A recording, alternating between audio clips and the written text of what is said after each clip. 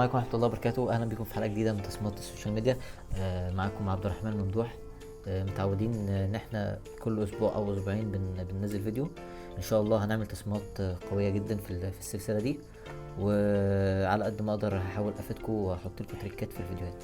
يا ريت تدعمني بحيث أقدر أفيدك أكتر طبعا، وأحس إن في ناس مقدرة الفيديوهات دي. من غير كلام كتير يلا نخش في التفاصيل. طبعا الجملة دي انتوا اكيد سمعتوها قبل كده، بس يلا بينا.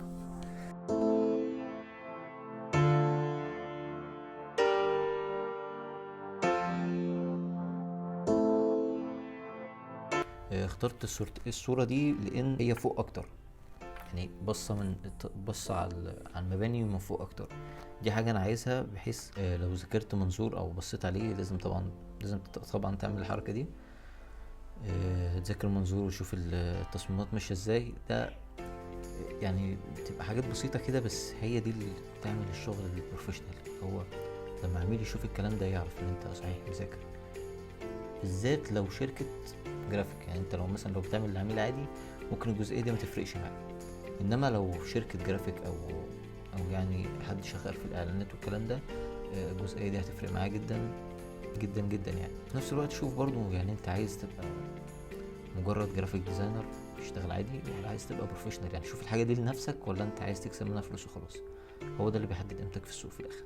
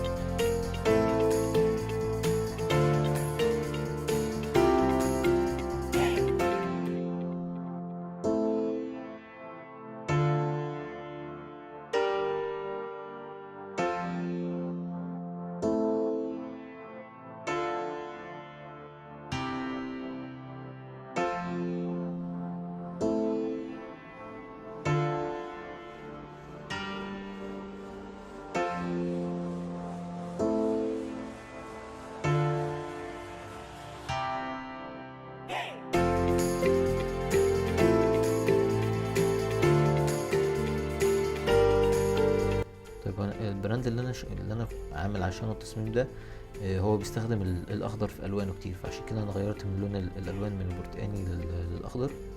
طبعا مش لازم، بس انت برضو زي ما قلت لك التركات البسيطه دي بتفرق شويه.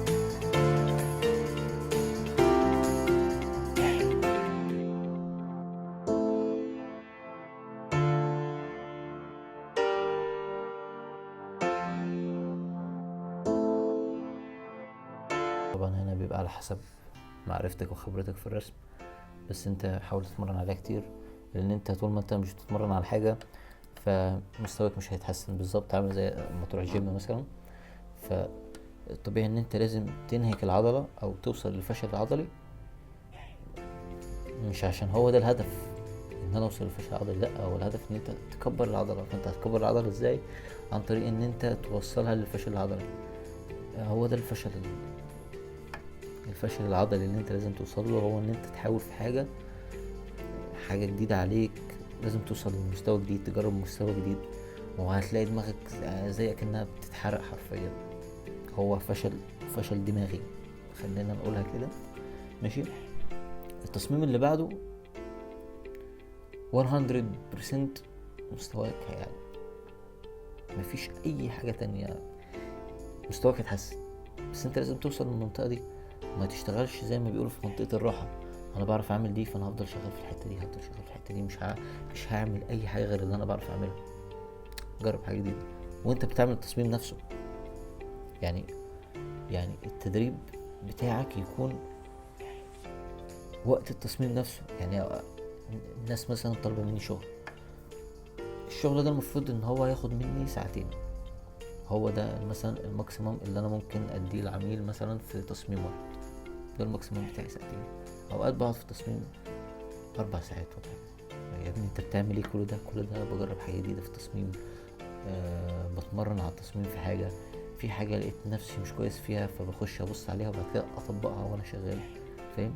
يعني لما عميل يطلب منك حاجة ما تبقاش قفل كده هديك على قد فلوسك وخلاص، لا، حاول تتمرن وانت شغال. اصل انت لو بتقضي في شغل عميل 4 ساعات 5 ساعات، طب ما 5 ساعات، تخيل ان انت بتتمرن 5 ساعات، بدل ما تكون بتضيع 5 ساعات ما تخليهاش تضيع 5 ساعات، خليها انا بتمرن 5 ساعات. واخد بالك من الكونسيبت والمايند سيت دي، اللي هي طريقة التفكير دي، هي اللي هتخلي مستواك يعلى ويبقى احسن بكتير.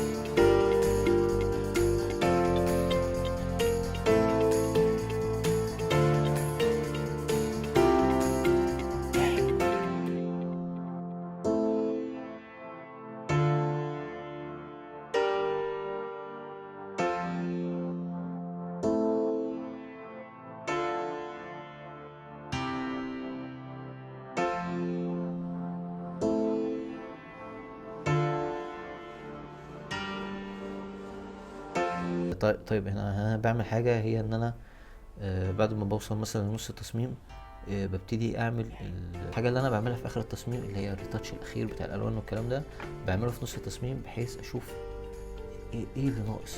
ايه اللي ناقص؟ في اكيد حاجة ناقصة لازم اخد بالي منها. في حاجة بتقولك قبل ما تبتدي حاجة لازم تعرف انت هتنهيها ازاي، بالذات لو تصميم زي ده. ما تجيش في الاخر خالص تقول ايوه غلط. حاول في النص كده تعمل الحركة دي، تشوف انت الريتاتشات الاخيرة اللي انت بتعملها، حاول تضيفها كده سريعا، سكتش سريع كده، بحيث ايه تبقى تعرف انت هتعمل ايه. طيب اللي انا اكتشفته هنا ايه؟ اللي انا اكتشفته هو ان الشخص والسحاب والكلام ده مدموج قوي في الخلفية. يعني مثلا لونه ازرق والخلفية لونها ازرق برضه. طب ما مفيش تباين، لازم اعمل فيه تباين، لان ده تصميم سوشيال ميديا، لازم تبقى الامور واضحة شوية بالنسبة للعميل او لنفسك. اللي انا هعمله هو اني هعمل تاني حاجة، هو اني عشان اعمل تباين ما بين الشخص والخلفية، اختار لون معاكس. لون معاكس ازاي؟ تصميم لونه ازرق، العكس بتاع الازرق ايه؟ اصفر، معروف، او برتقاني مثلا. حاول تعرف برضو حكاية اللون وعكسه. باختصار الازرق عكسه اصفر، الاحمر عكسه صيان، الاخضر عكسه ماجنتا. مش عارف ليه قلت واحدة عربي واحدة انجليزي، بس دي الفكرة. اللي احنا هنستخدمه هو اصفر او برتقاني شوية.